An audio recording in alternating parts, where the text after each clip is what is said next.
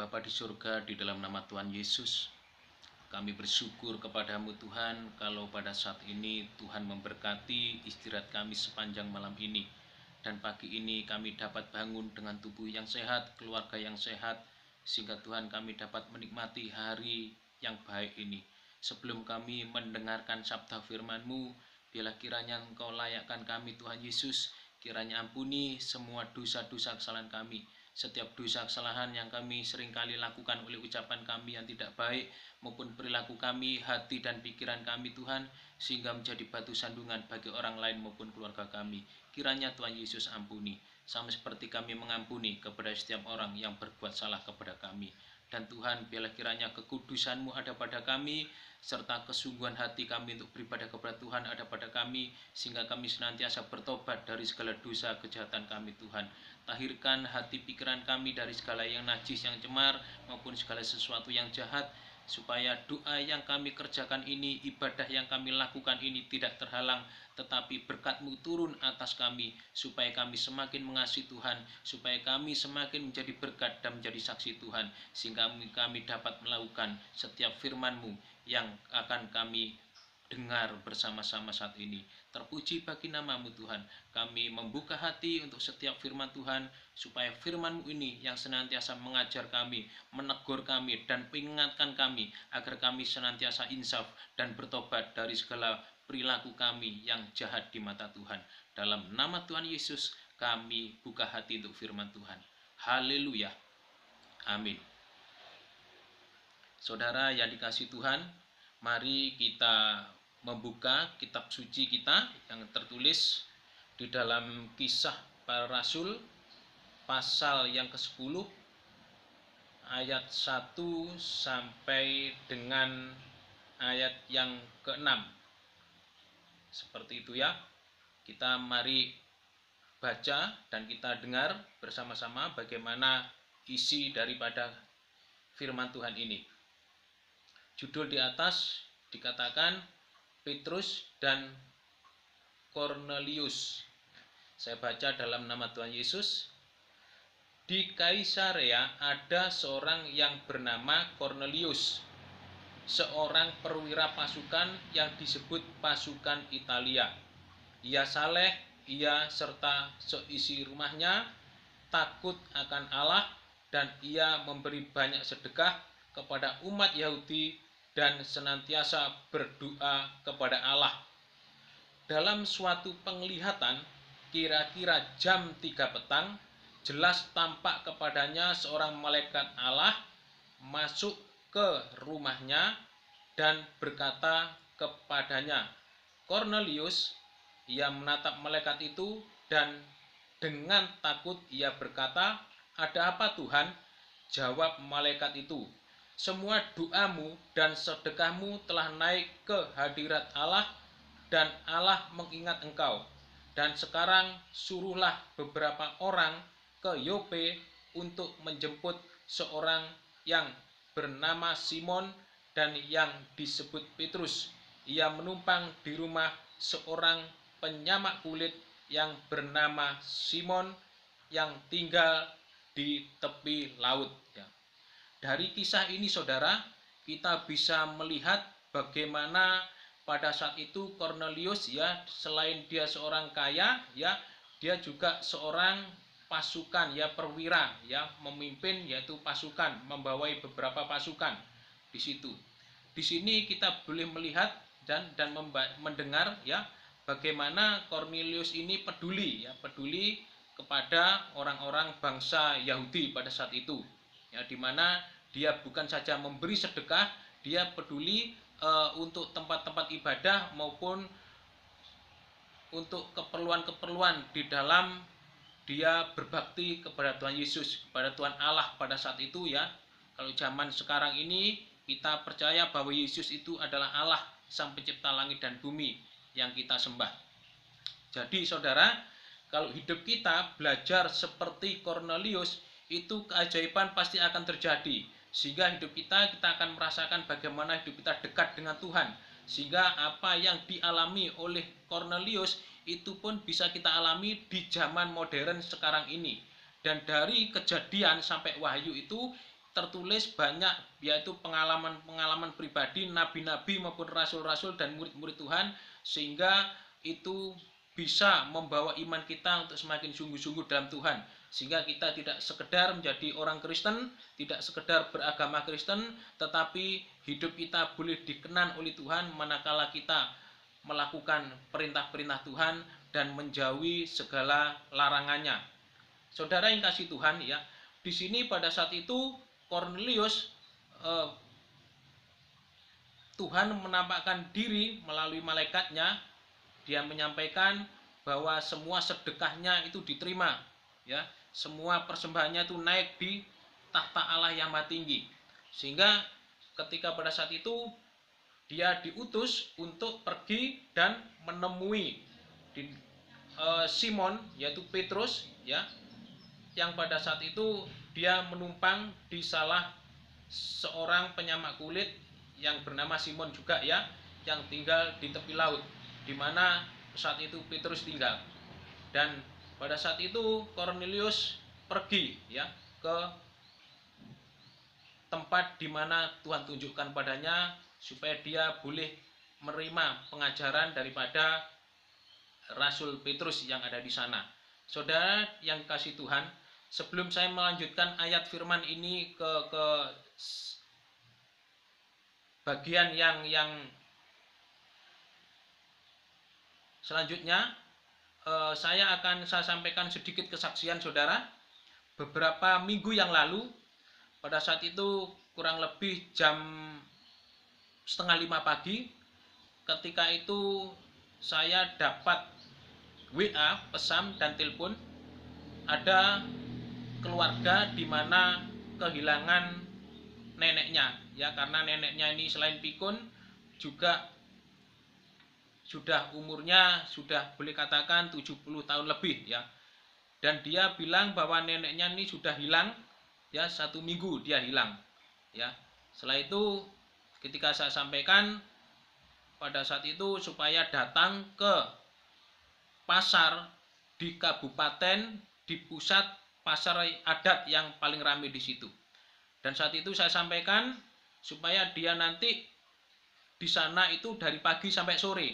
Dan sebelum ke sana saya sampaikan mari doa puasa dengan saya supaya Tuhan berkenan memberkati doa puasa kita sehingga keajaiban terjadi.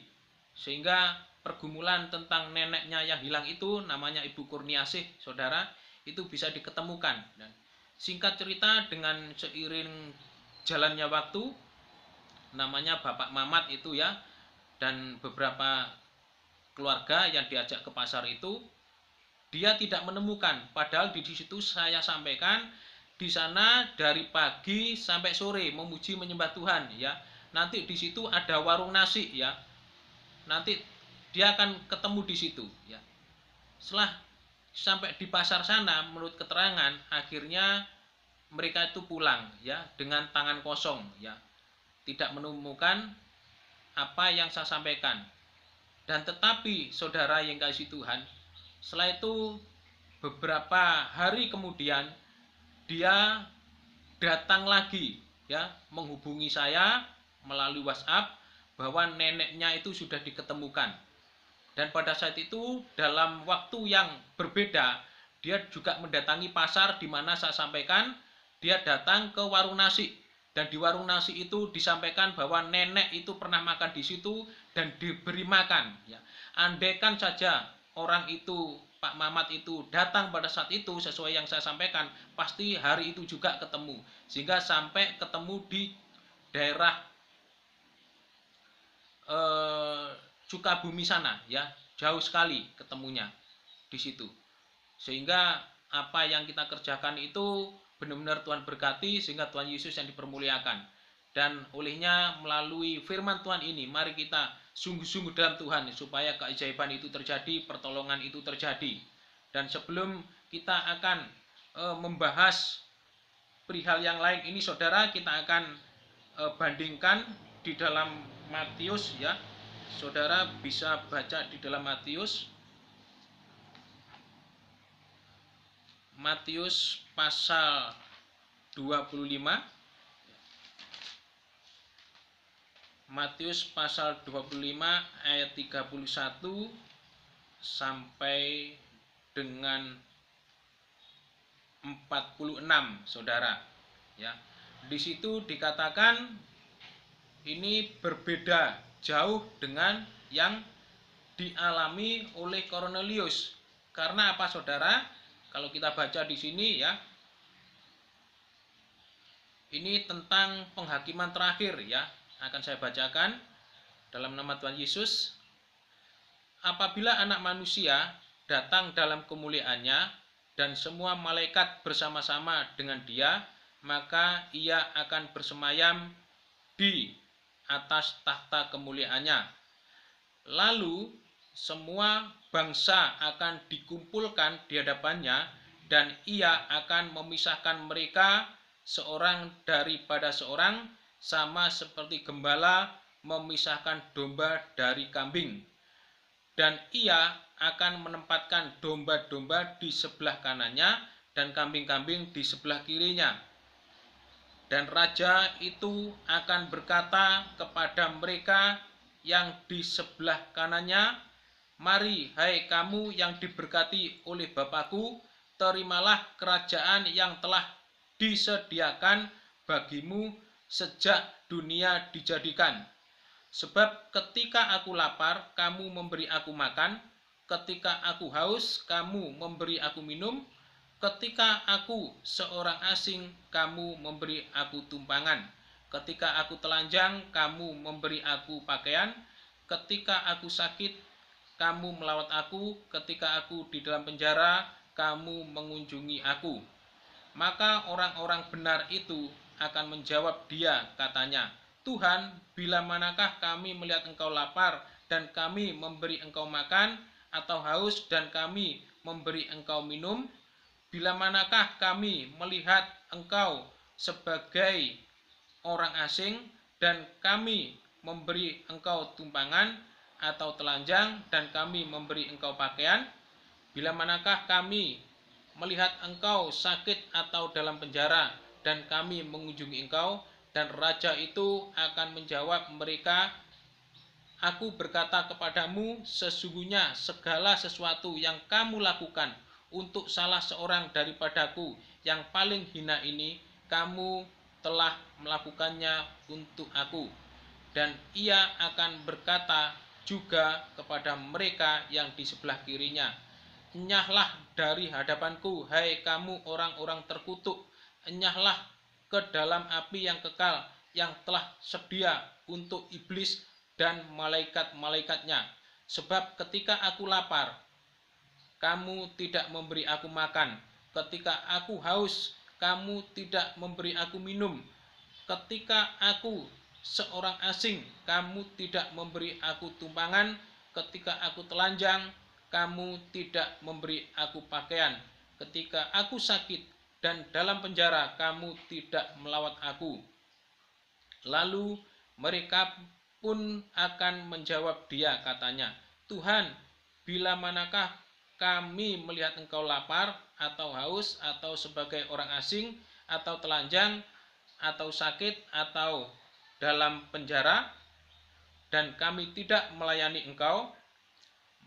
Maka Ia akan menjawab mereka, "Aku berkata kepadamu, sesungguhnya segala sesuatu yang tidak kamu lakukan untuk salah seorang dari yang paling hina ini, kamu tidak melakukannya juga untuk aku." Dan mereka ini akan masuk ke tempat siksaan yang kekal, tetapi orang benar ke dalam hidup yang kekal. Amin ya. Di sini sudah jelas, Saudara, siapapun kita ya, siapapun kita orang Kristen, kita jangan sampai ini terjadi pada hidup kita. Jangan sampai nanti ada jalan yang disangka lurus ujungnya menuju maut ya. Kita sudah merasa aman ya, mungkin seperti itu ya.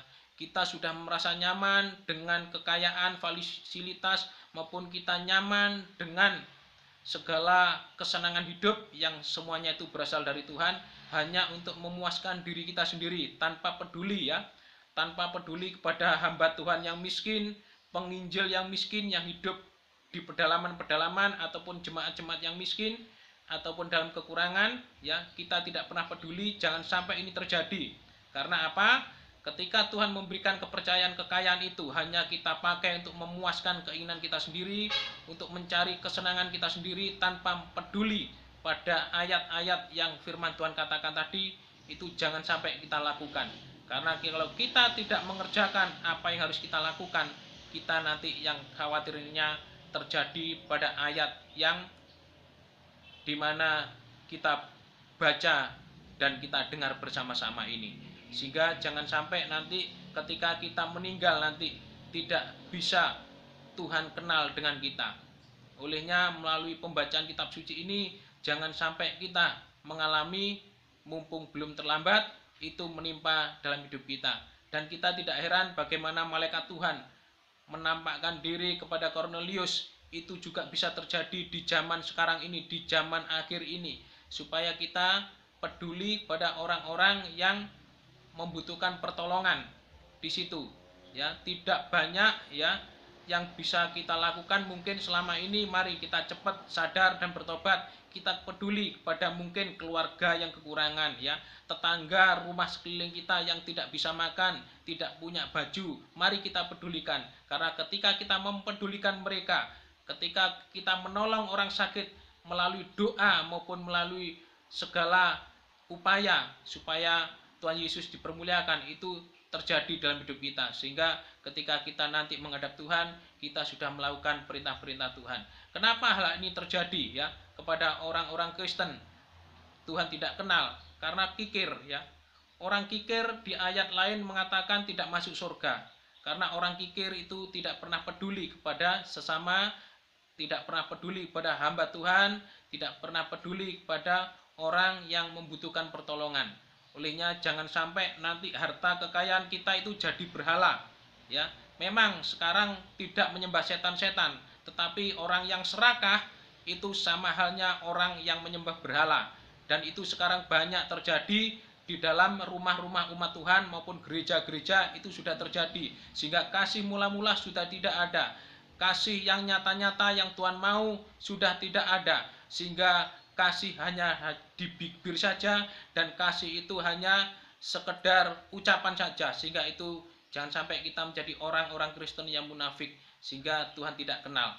Dan saudara yang kasih Tuhan, bila firman Tuhan ini mari kita hargai supaya dapat kita lakukan, supaya hidup dengan kesempatan yang Tuhan berikan pada kita tidak kita sia-siakan, ya. Itulah firman Tuhan yang kita boleh terima saat ini, bila membawa iman kita semakin sungguh-sungguh dalam Tuhan, sehingga kita dapat menjadi berkat dan menjadi saksi Tuhan dimanapun kita berada. Terima kasih bila firman Tuhan ini jadi berkat bagi kita semua untuk mengajar, supaya hormat takut akan Tuhan ada pada kita. Kita akan berdoa untuk mengakhiri pembacaan renungan firman Tuhan ini. Bapa di sorga, dalam nama Tuhan Yesus, bila kiranya firman-Mu yang kami baca dan kami dengar bersama-sama ini, Tuhan, boleh termeterai dalam hati kami, supaya hidup takut akan Tuhan ada pada kami, sehingga kami dapat peduli kepada orang-orang yang susah, pada orang-orang yang miskin, sehingga Tuhan Yesus, kami dapat melakukan firman-Mu dalam hidup ini dan kesempatan ini. Terpuji bagi nama-Mu Tuhan, kiranya turunlah berkat kuasa-Mu atas doa ini di dalam nama Tuhan Yesus Kristus. Haleluya. Amin.